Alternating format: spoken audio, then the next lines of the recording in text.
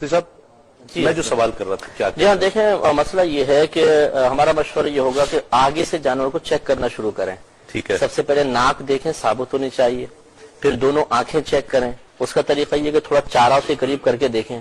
ہو سکتا ہے کہ نقلی آنکھ لگا دی گئی وہ پتہ ہی نہ چلے. ٹھیک ہے. تو تھوڑا سی یا اس طرح ہاتھ مارے کہ وہ آنکھ جھپکتا ہے تو اس کا مطلب ہے وہ صحیح ہے.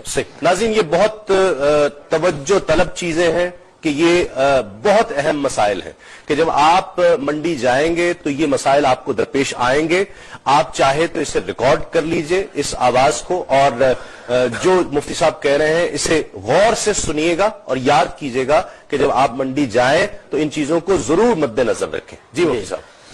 تو آنکھ ذرا یا کوئی جیسے ہوتا ہے نا چارے کی، وہ تو اس کو تھوڑا سا یوں کر کے دیکھیں، اس کی آنکھ کے قریب تو جھپکنی چاہیے، تو اس کا مطلب آنکھ صحیح ہے. ٹھیک ہے. اگر ایک آنکھ بھی خراب ہوئی، کانا ہوا، تو قربانی نہیں ہوگی.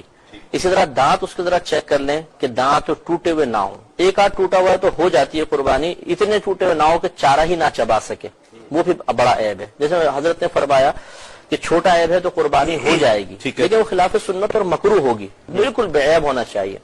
کانوں کا مسئلہ یہ ہے کہ کان اگر پیدائشی طور پر نہیں ہے تو قربانی نہیں ہوگی. اچھا. ہاں اگر کان ہیں لیکن چھوٹے ہیں، جیسے بعض بکروں کے بہت چھوٹے چھوٹے کان ہوتے ہیں، تو یہ بڑے کان چھوٹے کان سے کوئی ایسا مسئلہ نہیں ہے، لیکن ہونے چاہیے دونوں کان. سینگ کا جیسے حضرت نے فرمایا کہ سینگ اگر بالکل جڑ سے ٹوٹ گیا ہے تو قربانی بالکل نہیں ہوگی. اگر اوپر سے ٹوٹا ہے تو قربانی ہو جائے گی لیکن مکروہ ہوگی. تھوڑا سا اگر ٹوٹا ہوا ہے تو. اسی طرح دم دیکھیں گے، دم ذرا چیک کر لیں، دم ٹوٹی بھی نہ ہو. بعض اوقات اس میں بھی کارنامہ ہوتا ہے، جس انہوں نے فرمایا، ہمارے استاد صاحب نے خود یہ بتایا کہ وہ بچے لائے بکرا آگے بھاگا، بچے نے دم پکڑ لی، دم ہاتھ میں رہ گئی، بکرا غائب. تو پتہ چلا ایرل ڈائٹ سے جوڑی ہوئی ہے، وہ بڑے ٹیکنیک کے ساتھ. اسی طرح کھر بھی چیک کر لیں.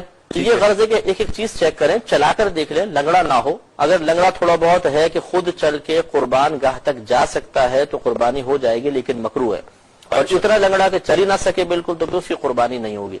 یہ دونوں جگہ دیکھنا ہوگا کہ ایک تو آپ خریدتے وقت، دوسرا آپ نے گھر پہ رکھا اور قربانی سے پہلے ان میں سے کوئی عیب پیدا ہو گیا، تب بھی توجہ کرنی ہوگی کہ عیب دار جانور کی قربانی نہیں ہوتی ہے.